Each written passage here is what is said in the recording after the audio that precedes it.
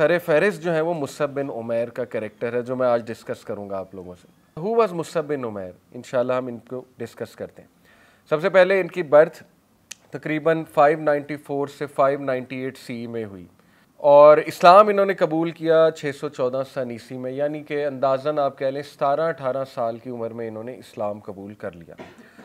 اور ان کے بارے میں کچھ میں آپ کو انفارمیشن دوں، بڑی مشہور انفارمیشن ان کے بارے میں کہ ان کی خوشبو بہت مشہور تھی، ان کے کپڑے عطر سے لت پت ہوتے تھے اور ان کی خوشبو پہلے انٹر ہوتی تھی ایک ایریا میں اور یہ بعد میں انٹر ہوتے تھے، یعنی یہ ان کے بارے میں مشہور تھا، لوگ پہچان لیتے تھے.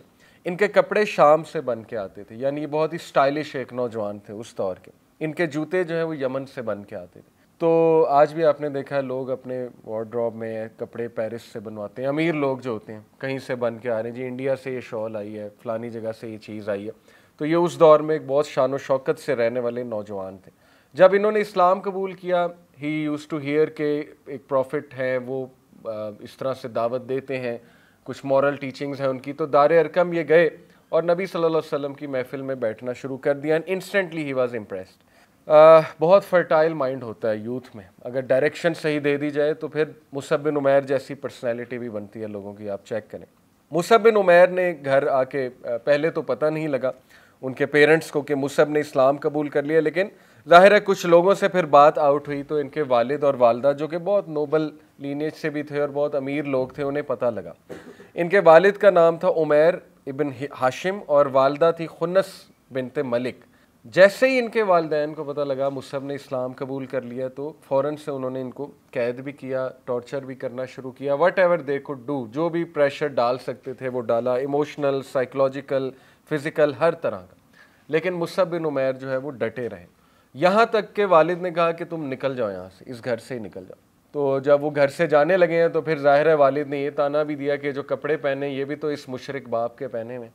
تو تاریخ اس بات کی گواہ ہے کہ مصعب بن عمیر برہنہ حالت میں نکلے اپنے گھر سے، ٹھیک ہے، اور دار ارقم پہنچے. تو اللہ کے نبی صلی اللہ علیہ وسلم اکثر یہی کہا کرتے تھے نا، جب شہید بھی ہوئے مصعب بن عمیر، جنگ احد میں شہید ہوئے، کہ this was a man who sacrificed everything for the sake of Allah. یہ وہ انسان ہے جس نے سب کچھ اللہ کے لیے قربان کر دیا. یعنی جو شخص برہنہ حالت میں نکلا اپنے گھر سے، پھر آپ سوچ لیں.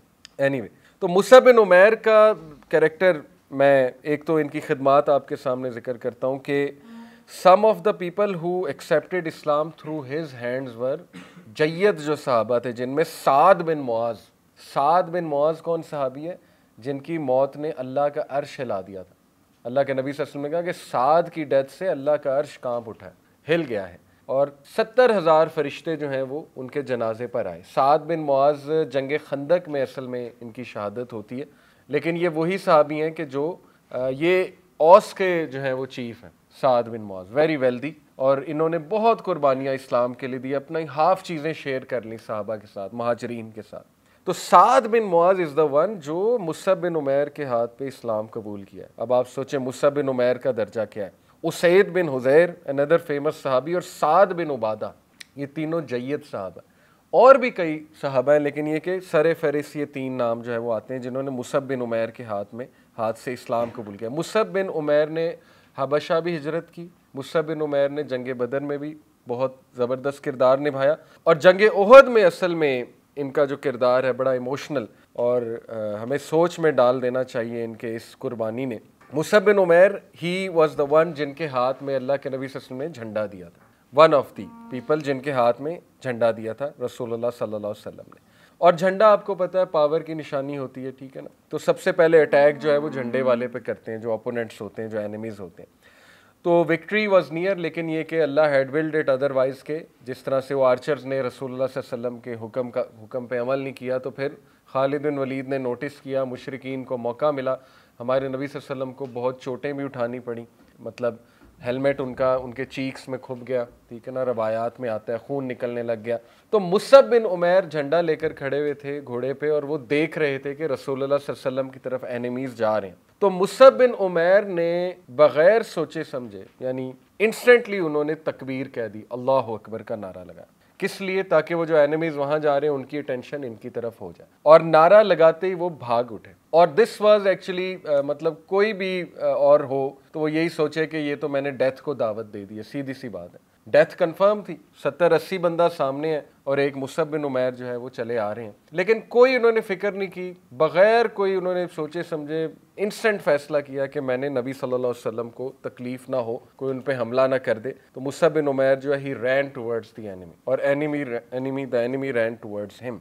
एनिमीज ने क्या किया, ये एक शख्स था जिसने उनको एंड में मारा था, वो है इब्ने कामिया, उसने स्पीयर से फिर उन्हें मारा था। खैर वो तो मैं आगे आपको बताता हूँ कि सिर्फ स्पीयर नहीं, कई जख्म थे उनके जिस्म पे। तो मुसअब बिन उमैर का हाथ जो है राइट हैंड, उसमें झंडा था, तो एक मुशरिक था, उसने उनका राइट हैंड काट दिया। अब आप सोचें कि हम बैटल फील्ड में हों और हमारा राइट हैंड कट जाए तो हम तो वैसे ही जो है वो हिम्मत हार जाएं और वहीं पे हमें शायद अल्लाह माफ़ करे मौत वाक़ई हो जाए। मुसअब बिन उमैर का जिगरा देखें और उनकी सेंसेस देखें, उस वक्त उनकी ब्रेवरी देखें कि उन्होंने झंडा गिरने नहीं दिया। जैसे ही राइट हैंड कटा फौरन लेफ्ट हैंड से झंडा पकड़ लिया कि झंडा नहीं गिरना चाहिए। लेफ्ट हैंड काट दिया मुशरिक ने उनका। अब मुसअब बिन उमैर ने झंडा नहीं गिरने दिया, अपने आर्म से और अपने सीने से यूं झंडा पकड़ लिया। और मुशरिकीन ये साइड देखकर जो है हवास बाख्ता हो रहे हैं कि ये किस तरह के लोग हैं, यानी इनमें ये हिम्मत कहाँ से आ रही है, he is not giving up. और फिर सहाबा कहते हैं कि जब हमने मुसअब को गुस्ल दिया तो कम अज़ कम 70 तलवारों के उसके जिस्म पे निशान थे, यानी 70 लोगों ने उसको मारा था, 70 लोगों ने उनको तलवारें ज़ाहिर है चोट लगाई होगी और स्पीयर्स के निशान थे उनकी बॉडी पे। तो this was Musab bin Umair, the great सहाबी, द यंग वन। तो 30 साल की उम्र में ही बिकेम अ जन्नती। और मुसअब बिन उमैर के बारे में फिर सहाबा बड़े इमोशनल जो है वो नरेशन करते हैं। खबाब इब्न अल अरत इनकी तरफ से एक रवायत है, वो अपना वाक़या सुना रहे हैं कि हम में से बहुत से लोग उन्होंने दुनिया में भी रिवॉर्ड्स देख लिया, यानी दौलत देख ली, माले गनीमत देख लिया, लेकिन सम ऑफ अस वर कि जो इस दुनिया में तो नहीं देख सके, तो उनका रिवॉर्ड ज़ाहिर आखिरत में ज़्यादा है। और उन्होंने कहा कि मुसअब बिन उमैर he did not leave anything except a नमीरा, नमीरा यानी कि a sheet in which he was shrouded. साहबा कहते हैं कि जब हमने मुसअब बिन उमैर का घर छाना कि कोई हमें माल मिल जाए, कोई चीज़ें मिल जाएं, तो सिर्फ हमें एक पीस ऑफ क्लॉथ मिला, दैट्स इट, एक शीट ऑफ क्लॉथ, और वही इस्तेमाल की गई इनको इनके कफन के तौर पे, इनको श्राउड करने के लिए।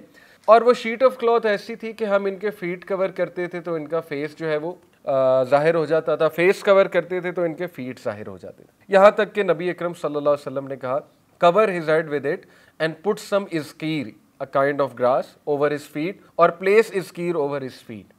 और फिर रसूलुल्लाह सल्लल्लाहु अलैहि वसल्लम ने अल्फाज के, अल्लाह के नबी सल्लल्लाहु अलैहि वसल्लम ने कहा कि लुक एट दिस मैन, ये वो शख्स है कि जिसने अल्लाह की राह में अपनी हर चीज़ कुर्बान कर दी। और अल्लाह के नबी सल्लल्लाहु अलैहि वसल्लम ने बल्कि सूरह अहज़ाब की आयत पढ़ी कि मोमिनीन में से ऐसे भी हैं कि जिन्होंने सच कर दिखाया, साबित कर दिया है किसको, वो प्लेज, वो जो बैत ली थी इन्होंने अल्लाह और रसूल से। तो प्रैक्टिकल एक्शन, मोहब्बत में प्रैक्टिकल एक्शन मोहब्बत डिमांड करती है, ठीक है ना। जैसे एक बड़ा मशहूर वाक़या है, अब वाक़या कितना ऑथेंटिक है ये मुझे नहीं पता, लेकिन वाक़ये से बहुत से पॉइंट्स जो है वो अखज़ होते हैं।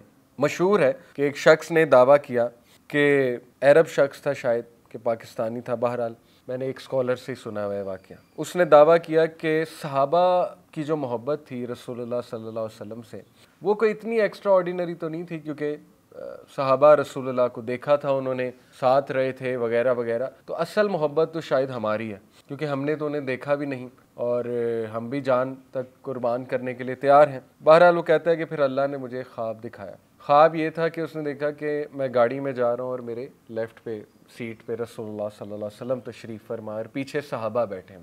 तो उसने कहा कि एक ऐसा कठिन रास्ता आता है कि चढ़ाई है, तो गाड़ी जो है वो रुक जाती है एकदम से और ब्रेक जो है मुझे लगता है कि ये फेल हो जाएगी। तो वो कहता है कि मैं हवास भागता होके उठता हूँ कि मैं क्या करूँ, रसूलुल्लाह सल्लल्लाहु अलैहि वसल्लम मेरे सामने, इतनी एलीट कंपनी में मैं हूँ, सहाबा मेरे साथ हैं। कहता है मैं सोचता हूँ और मैं एक पत्थर लाता हूँ, पत्थर की तलाश में जाता हूँ और कि पत्थर जो है ना वो गाड़ी के टायर में फंसा दूँ तो गाड़ी पीछे नहीं जाएगी। कहता है अभी मैं पत्थर लेकर आ रहा होता हूँ तो देखता हूँ कि सहाबा ने अपनी गर्दनें रखी होती गाड़ी के टायर्स के नीचे। तो यहाँ से कहता है कि अल्लाह ताला ने मुझे मैसेज दे दिया कि पुत्र तू अभी सोच रहा था कि मैं क्या करूं और तू असबाब में लग गया था कि मैं पत्थर लेकर आऊं वो रखूं, और साहबा ने ऑलरेडी अपनी गर्दनें रखी हुई थी। कितना ऑथेंटिक है वल्लाहु आलम, लेकिन this is the right situation, बिल्कुल ऐसे ही है। देखिए साहबा डिज़र्व करते थे उस दौर में पैदा होना।